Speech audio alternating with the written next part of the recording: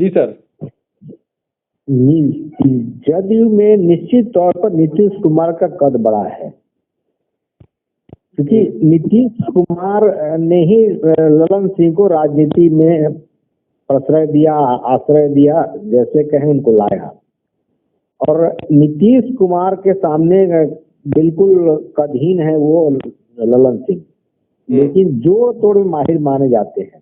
स्वाभाविक तौर पर उन्होंने जिस उम्मीद के साथ ललन सिंह को लाया था आरसीपी को हटा करके, उस पर वो खड़े नहीं उतर पा रहे थे।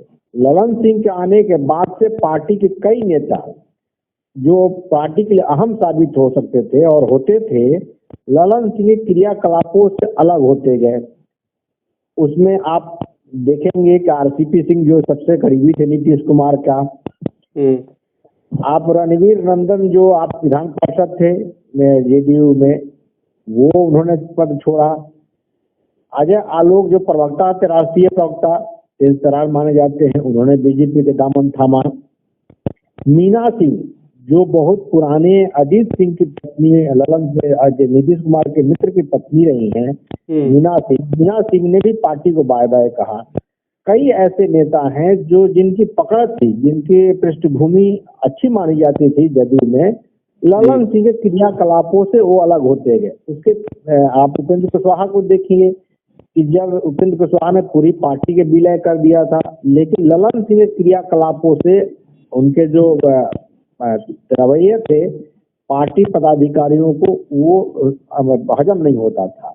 ऐसे में जदयू के भविष्य दांव पर लग चुका था और ललन सिंह ने ही गुमराह करके कहें या किसी प्रलोभन के साथ नीतीश कुमार को तो एनडीए से अलग करा के आरजेडी का दामन थमाया था। ऐसी कोई स्थिति नहीं थी जिससे नीतीश कुमार बहुत ही अनकंफर्टेबल हो बीजेपी में और एनडीए के साथ, लेकिन उनको ख्वाब दिखाया कि मैं आपको पीएम पद का उम्मीदवार घोषित करा दूंगा लालू जी से कह के, फिर अपनी पार्टी का विलय करा के आरजेडी में और हम लोग राष्ट्रीय अध्यक्ष बन जाए, मतलब पूरी पार्टी पर एक छत्र कब्जा हो जाए जी। लेकिन देर से देर ललन सिंह के जो ख्वाब थे वो नीतीश कुमार को हवा होती नजर आने लगी। इंडिया की बैठक हुई, इंडिया की बैठक में नीतीश कुमार की पूछ पटना के बाद जो है धीरे धीरे घटने लगी। कांग्रेस उस पर हावी हो गई। कांग्रेस ने इनको न किसी पद के लिए घोषित किया, न संयोजक पद तक में इनको नहीं रखा। रही बात की पीएम पद की, तो रही सही कसर जो है ममता बनर्जी ने निकाल दी पिछली इंडिया की बैठक दिल्ली में। उन्होंने खड़गे का नाम प्रस्तावित कर दिया, समर्थन कर दिए केजरीवाल ने। अब नीतीश कुमार के पास विकल्प क्या बचता था?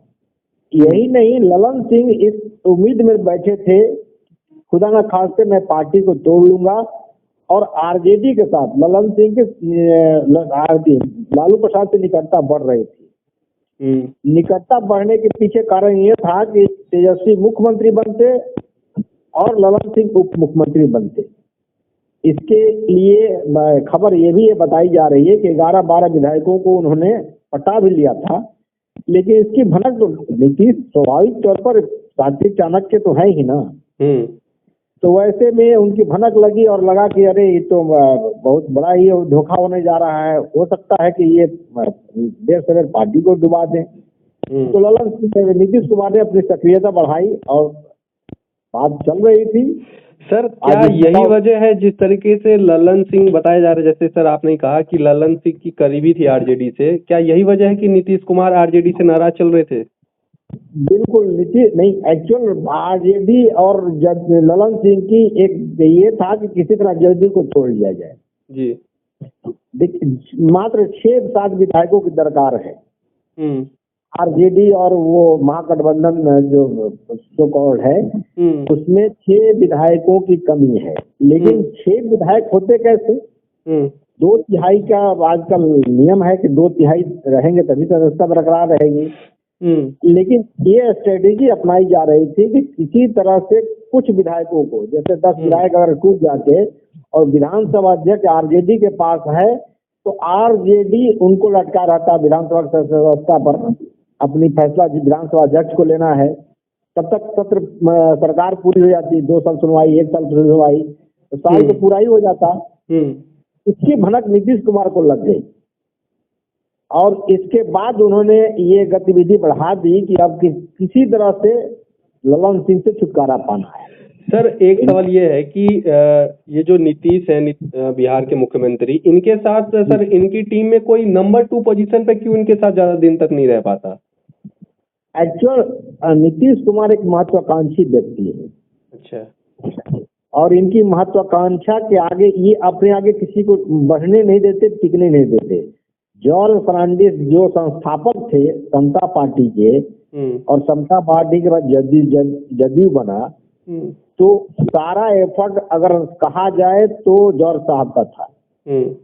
उसके बाद आप गौर करेंगे कि शरद यादव को भी इन्होंने बढ़ने नहीं दिया, शरद यादव को भी किनारे लगा दिया। इसके अलावा कई ऐसे नेता आए जो नीतीश कुमार उनको किनारे लगाते गए और उन मतलब ऐसे व्यक्ति को रखना चाहते हैं जो केवल पार्टी में रबर स्टैंप। नीतीश कुमार जो कहें सो करें, नीतीश कुमार से अलग कुछ ना हो।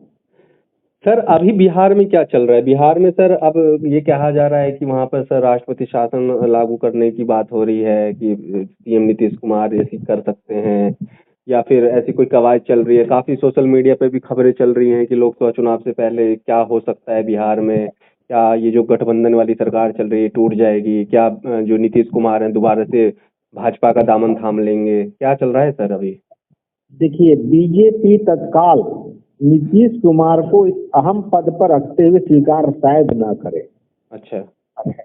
कारण कि नीतीश कुमार अविश्वसनीय हो चुके हैं बिहार की राजनीति में और बीजेपी के नजर में। इनकी विश्वसनीयता बरकरार नहीं है। मतलब आप अगर गांव जाएंगे तो ललन सिंह को लोग पलटू राम ही कह रहे हैं। अच्छा। नीतीश कुमार को तो नीतीश कुमार एक चर्चित नेम हो गए पलटू राम। तो पलटू कुमार जो लोग अपनी अपनी भाषा में कहते हैं, तो वैसी परिस्थिति में बीजेपी इनको ले करके अपना कब्र नहीं खोल देगी। मतलब बिहार में सर गांव में पलटू राम की चर्चा होने लगी है। बिल्कुल बिल्कुल, आप अगर एक शब्द कहेंगे तो वो सारा कह देगा नीतीश कुमार। अच्छा। अगर नीतीश कुमार कहेंगे तो लोग मजलिस में जो बैठते हैं, जो चौपाल लगती है गाँवों में, अभी लोग बैठते हैं, तो उसमें लोग चर्चा करते हैं कि पलटू राम पे क्या हाल है। अच्छा। लेकिन जो विश्वसनीयता थी नीतीश कुमार की, एक बार वो गया महागठबंधन में, वो ठीक था। उसके बाद जब आए तो उन्होंने बयान दिया कि अब कभी नहीं होगा। अब फिर उन्होंने ऐसी कोई परिस्थिति उत्पन्न हुई नहीं थी जिससे इनको अनकंफर्टेबल हो, बावजूद वो आरजेडी के साथ गए, जिसके चलते इनकी विश्वसनीयता खत्म हो चुकी है। और अब पहले एसेट थे, अब लायबिलिटी है। सर आखिरी सवाल लूंगा, ये जो ललन सिंह ने इस्तीफा दिया है और राष्ट्रीय अध्यक्ष अब दोबारा से नीतीश कुमार बन गए हैं, तो अब ललन सिंह का सर पार्टी में क्या रोल रहेगा, या फिर वो पार्टी छोड़ के फिर आरजेडी के साथ जाएंगे? अभी देखिए, जैसे अब लोकसभा चुनाव है तो मुझे ऐसा लग रहा है कि वो लोकसभा चुनाव से पहले हो सकता है कि लालू के करीब जा करके और आरजेडी के टिकट पर मुंगेर से लड़े। लोकसभा चुनाव मुंगेर से लड़े, क्योंकि वो जदयू के बलबूते पर चुनाव लड़ जीत जाए, मुंगेर से ऐसी कोई संभावना नहीं है।